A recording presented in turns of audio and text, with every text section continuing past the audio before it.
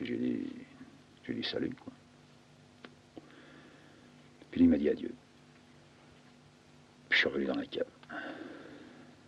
J'en voulais à la vieille. Il semblait qu'elle n'avait pas été comme il aurait fallu qu'elle soit avec lui, quoi. Notre petite histoire du dimanche dernier, je lui en avais pas parlé. Elle m'avait vu rentrer avec mon guidon tordu, elle avait rien dit, elle avait compris que je m'étais cassé la gueule, quoi.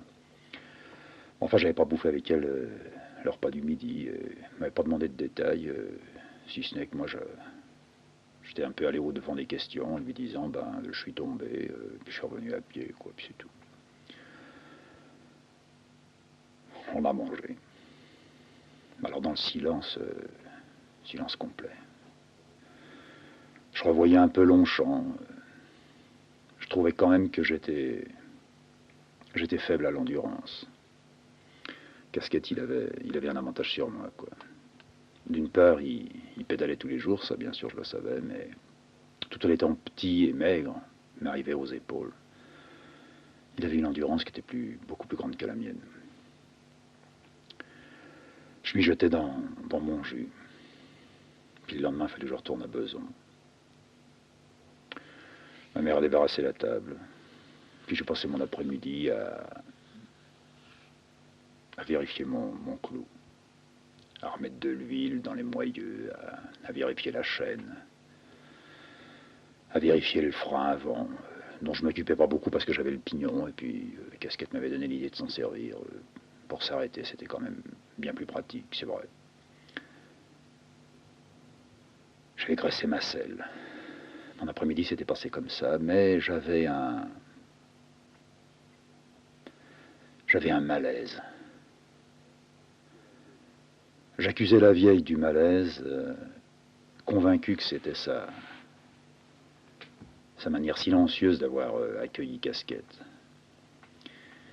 Puis un autre malaise peut-être aussi, ou le même, mais qui était embourbé dans des pensées que j'avais pas, mais quelque chose qui cuisait au fond de moi.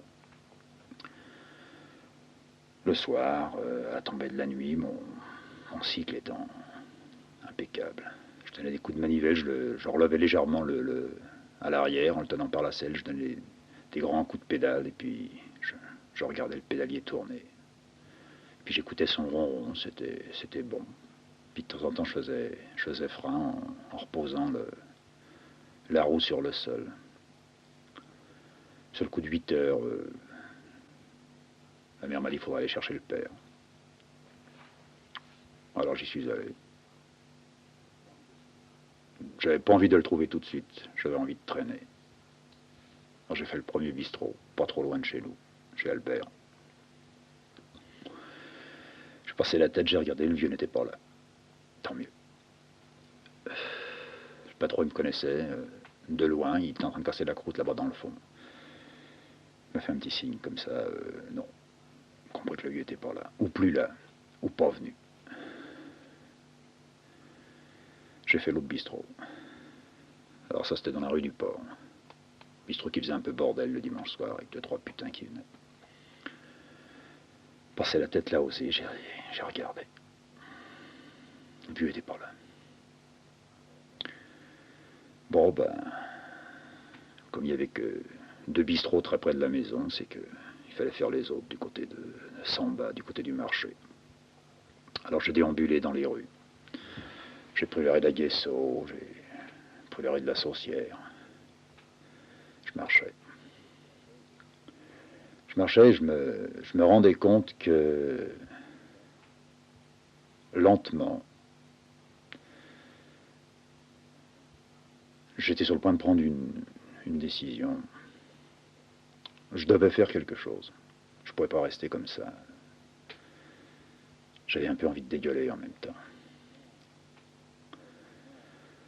Alors au commencement, disons en analysant un peu ce malaise, cette espèce de vomi qui voulait pas sortir, comme si j'avais beaucoup fumé ou bu sans manger. Je suis arrivé encore à Longchamp. Puis je me voyais, quoi. J'avais un troisième œil. Je Je voyais le dos de casquette devant moi, et puis moi je me voyais de dos aussi, un peu déhanché, un peu désossé comme on m'appelait. Le premier tour où je le suivais bien, 1 heure après je le suivais moins bien. Puis je commençais à suer. Je me suis dit que champion, j'avais pas envie de devenir champion, mais champion à ma manière, tout seul dans mon coin, ça allait pas. J'avais peut-être pas la résistance pour le cycle. Je m'étais peut-être fourvoyé là-dedans. Enfin, j'arrivais à Samba. Il y avait un bistrot, un troquet, là, ça s'appelait Pile ou Face. C'est là assez souvent que le vieux terminait ses dimanches. Alors à Pile ou Face, j'avais pas besoin de rentrer. Il y avait des petits rideaux, mais vraiment très bas, qui permettaient de voir toute la salle. Et même l'arrière-salle, là-bas dans le fond, où on poussait en fin d'après-midi les buveurs de l'après-midi, quelquefois les buveurs du matin et de l'après-midi. Lentement, ils se retrouvaient tout à fait dans le fond, quoi. Puis après, ils partaient par la petite porte, s'ils pouvaient partir. Sinon, ils restaient dans la cour jusqu'à 11h, minuit. C'est là qu'on les ramassait. Alors, j'ai pas vu le vieux dans la première salle, puis dans l'arrière-salle non plus. Je me suis dit que je reviendrais tout à l'heure pour les voir dans la cour. Je suis allé jusqu'à la place nationale. La place nationale, c'était l'entrée de Renault. Et pour arriver à la place nationale, il fallait, ou bien on prenait la rue nationale, qui arrivait comme une impasse sur la place, ou bien alors on arrivait à la place nationale avec des tas de petites ruelles. Alors je me suis foutu dans les ruelles. J'ai tourné. Le dimanche, on ne grattait pas là-bas. Je regardais. C'était des rues noires. Le dimanche, c'était une ville qui était morte, Boulogne. Avec les bistrots qui vivaient. Et personne dehors. Mais alors la semaine, ça grouillait. Il y avait des équipes, les 3-8, à 2h de l'après-midi, le soir à 11h. C'était plein de monde. Types qui rentraient et puis d'autres qui sortaient. Mais là, le dimanche, pas un chat. Je regardais, il y avait des grands trous noirs dans les murs, c'était les trous des ventilateurs. C'était le père qui m'avait appris ça. Je connaissais son atelier de dehors. Je savais où il grattait. Je suis arrivé devant le trou du ventilateur où le vieux n'était pas très loin derrière toute la semaine. Je pensais un peu à lui. Lui aussi qui avait fait du cycle à un moment. Il avait même fait partie d'un club. Le même d'ailleurs, la pédale de Boulogne, quoi. Puis il avait arrêté lui aussi. Et en pensant il a arrêté lui aussi, je me suis dit que moi j'allais arrêter. À mon tour, moi aussi. J'avais les jambes de laine, quoi. Ça, je marchais plus, j'avais du mal à arquer, je tremblais. Peut-être que la petite course du dimanche précédent m'avait beaucoup plus fatigué que je le croyais. Alors brusquement, comme ça, je devais voir plus tard que c'était une habitude, une habitude très, très aisée, enfin. Je pouvais passer très rapidement, très, très brutalement d'un état à un autre. Je ferais pas de cycle. J'arrêterais même d'aller à Beson. Enfin, j'arrêterais pas d'aller gratter à Beson parce que je pouvais pas aller gratter ailleurs. Et puis Beson ou Colombes ou Suresnes, pour moi c'était du même, quoi. D'où Beson, je restais Beson. Mais j'irais à Beson, je boufferais un peu le fric que je gagnais. La vieille dirait rien. J'irais à Beson comme les autres, en train.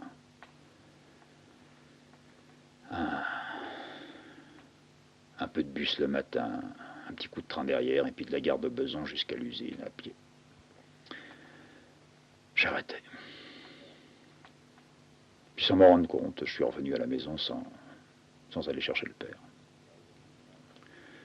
J'arrivais chez moi vers 11 heures le soir. La vieille a tout de suite compris que je revenais sans le vieux. Alors elle s'est mise à gueuler, pas contre moi, contre lui. Il avait changé de bistrot, il en avait trouvé un autre, plus loin, où il se planquait, tout ça. Bon, je la laissais. Moi j'en étais à mon histoire. Le cycle c'était fini. Dans la nuit, je pouvais pas dormir. Je m'étais d'ailleurs foutu tout habillé sur le plumard. La grand-mère l'avait entendu, enfin, elle avait compris, elle était aveugle, mais elle avait compris que je retirais pas mes fringues, quoi. J'étais tombé dessus. Et vraiment, j'étais tombé dessus comme dans un trou. Puis je descendais, je descendais. Puis au fur et à mesure que je descendais, c'était plus pignon, c'était vraiment une descente en roue libre. Sans frein, sans rien. J'avais la trouille.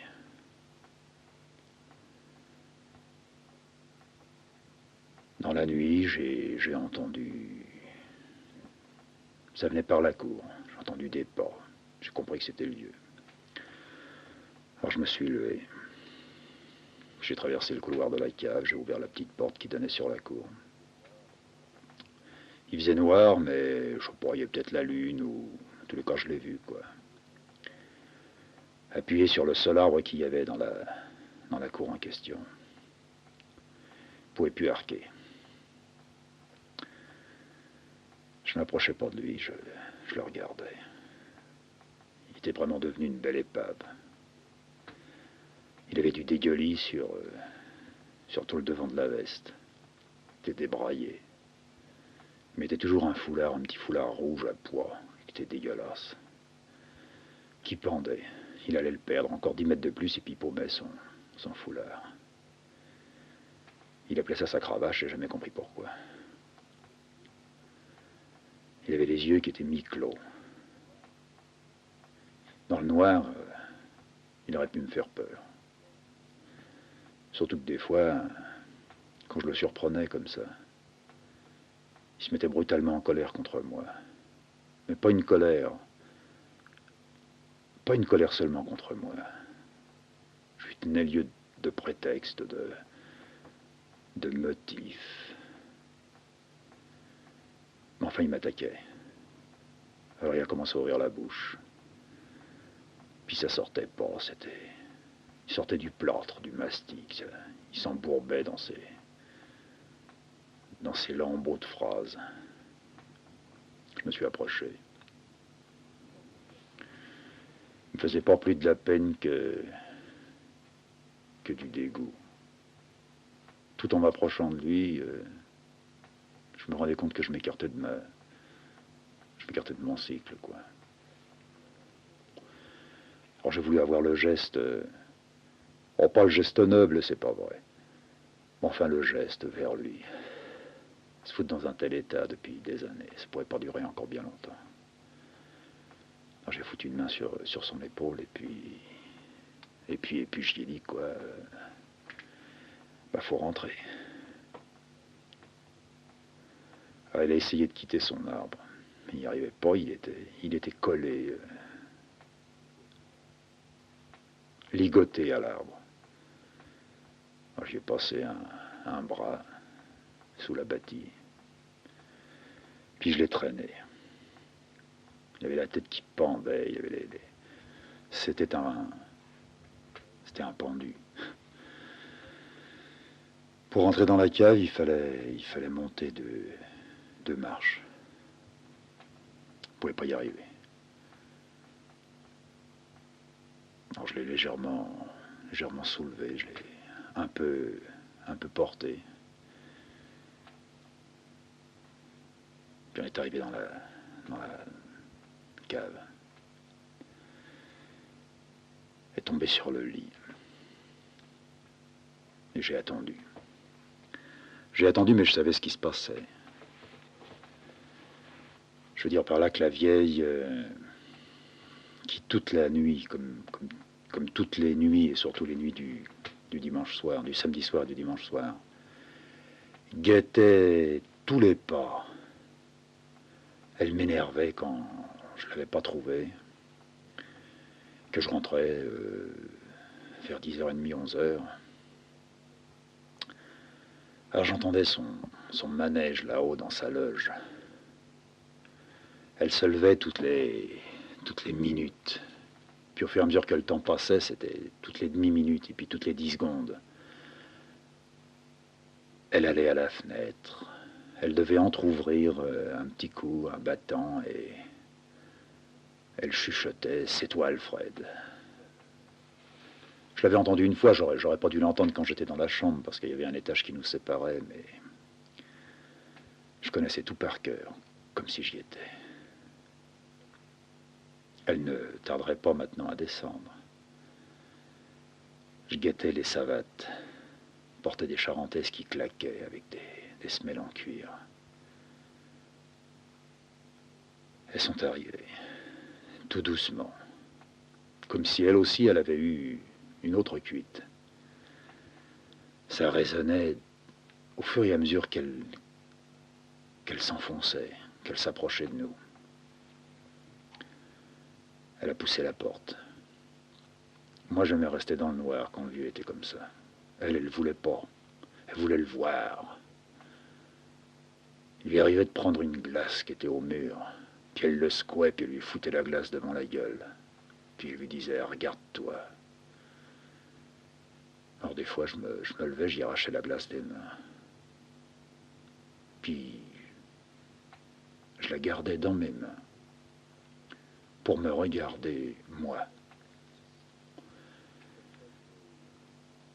C'est comme ça que j'ai vu que je changeais. Je me regardais souvent dans les glaces, en étant très petit. C'était une habitude que m'avait donnée le frère du vieux, mon oncle. Il avait toujours une petite glace ronde dans la main. Au dos de la glace, c'était un morceau en celluloïd transparent, avec une tête de femme, bien souvent, une tête d'actrice. Moi, c'était pas la tête d'actrice, c'était la petite glace qu'il avait, à tout bout de champ, même en mangeant. Il regardait ses lèvres ou ses yeux, il retirait une bite dans un coin, il se mettait appuyé sur son pif pour sortir un poil de coincé, un verre qui faisait venir. Moi, c'était pas pour ça, j'avais pas encore de verre. C'était mes yeux. J'ai même regardé les yeux, me fixer,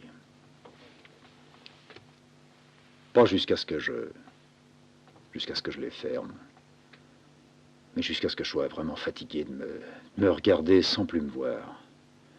J'avais deux petits trous très profonds dedans, au milieu. Ça ressemblait là aussi à un couloir. 2 couloirs. Et puis je me parlais. Je me parlais dans le couloir, je parlais au couloir. Mais à un moment, j'avais 10 ans, 11 ans, j'ai regardé pour autre chose. Parce que je m'étais aperçu que la vieille, depuis quelque temps, quand elle croisait ses copines ou les copains du vieux dans la rue, il y avait certains mots qui lui fendaient le crâne. On disait, c'est marrant, le môme, il ressemble de plus en plus au vieux. J'ai été lent à comprendre pourquoi la vieille, elle trépignait littéralement, et puis elle quittait en plein milieu des phrases les gens qu'elle croisait. J'ai trouvé, quelque temps après, ce que c'était. Le vieux voulait que, de temps en temps, ça le prenait la veille, quand je me couchais. Il me disait, demain soir, tu viens à National. Alors je savais que le lendemain soir, pourquoi ça, je ne l'ai jamais compris. Il voulait que j'aille le chercher à la sortie de son usine. Et puis qu'on vienne ensemble. Lui, il avait un cycle. Alors il marchait, il mettait le cycle dans le caniveau, lui, il se mettait sur le trottoir, ce qui fait qu'il marchait tout tordu. Puis on ne parlait pas. Ou si peu. Il me demandait à quoi j'avais joué, mais il s'en foutait et moi je jouais pas. Enfin, je jouais mal. Puis on revenait comme ça à la maison. Alors ça le prenait de temps en temps.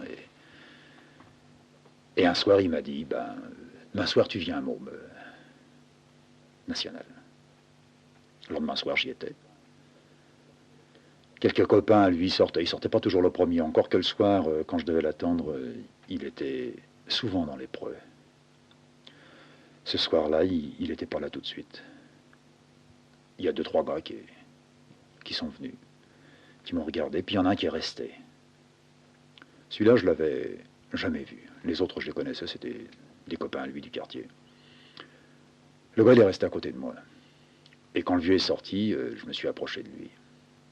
Alors le rituel, je le connaissais. On s'embrassait pas. Moi, je me redressais un petit peu, mais j'avais plus besoin de me redresser petit à petit. Je commençais à le rattraper en grandeur. On esquivait un baiser qu'en n'était pas un. Enfin, qu'en était un autre. On s'approchait et au moment où on allait se toucher, à 10 centimètres, moi de sa joue et lui de la mienne, on se reculait. Et puis on allait décrocher le cycle dans le hangar. C'était un gars qui m'avait vraiment fasciné quand j'étais un petit peu plus jeune. Quand j'avais découvert ça, j'avais jamais autant vu de bicyclettes pendues par la roue avant de ma vie. Dans le quartier, tout le monde avait un cycle, mais tout le monde le rentrait dans le couloir. Mais là, c'était des centaines de cycles. Un hangar qui n'en finissait plus avec tout ce qu'on pouvait imaginer de roues de guidon rouillées, de selles entourées de chiffons, de pédales qui étaient terminées en bout de bois. Enfin, j'allais aller avec le vieux chercher la bicyclette. Ils avaient tous leur place. Ils ne couraient pas, qu'ils arrivent les premiers ou les derniers, ils avaient tous un crochet à eux. Comment ils faisaient pour s'y retrouver, ça je ne comprenais pas. C'était pour moi, au commencement, un vrai problème. Il est resté le problème, mais je m'en suis plus occupé. On s'apprêtait à aller chercher le cycle avec le vieux. Mais le gars qui était resté à côté de moi, il l'appelle. Puis il lui dit, Fredo. Alors Fredo, il est venu un peu vers lui, puis il dit quoi? Et il a dit au vieux, on dirait ton frangin. C'est à partir de ce moment-là que je me suis regardé d'une toute autre façon dans les glaces. Je suis rentré chez moi. Tout le long de la route, je me disais, j'essayais d'accélérer, mais le vieux voulait pas. Je me disais, il faut que je me regarde. On dirait ton frangin. Et puis j'ai compris que la vieille, c'était ça. C'était ça qu'elle voyait sur moi. Et c'était pour cette raison-là qu'elle arrêtait toutes les discussions quand elle croisait quelqu'un. Je devenais ce que j'avais entendu dire, c'est le portrait du père. Enfin, dans la cave, là, le soir où il avait sa grosse cuite et allongé sur son plumard, quand la vieille est rentrée, s'est mise à pousser ses soupirs, ces grands soupirs que je connaissais, qui, quand le vieux n'était pas complètement écroulé, complètement parti, ça avait le don de le fouetter. Il relevait un peu la tête et puis il la mimait. Il faisait lui aussi un grand pfff, qui était beaucoup plus court que celui de la vieille parce que elle qui aurait dû avoir le souffle très bref. À côté de lui qui avait sa cuite, quand il soufflait, il sortait le vin en même temps. Elle a soufflé, quoi. Plusieurs fois, comme ça sortait par le nez puis par la bouche. Et le vieux, il a pas essayé de souffler. Ce soir, il avait plus que son compte. Elle a fait le geste qu'elle avait devant moi fait plusieurs fois. Elle est allée vers la glace. Mais elle l'a pas tendu au vieux. Elle me l'a tendu à moi. Et elle m'a dit, regarde-toi.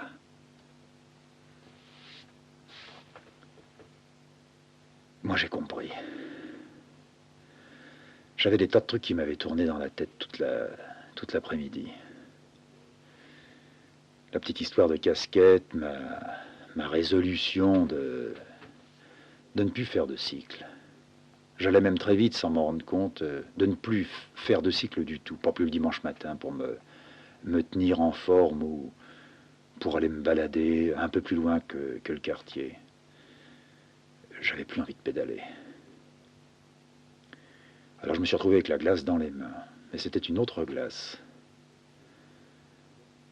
Oui, elle me faisait chier. Elle voulait me faire chier en me faisant peur, ou me faire peur et me faire chier en même temps. Enfin, elle avait réussi.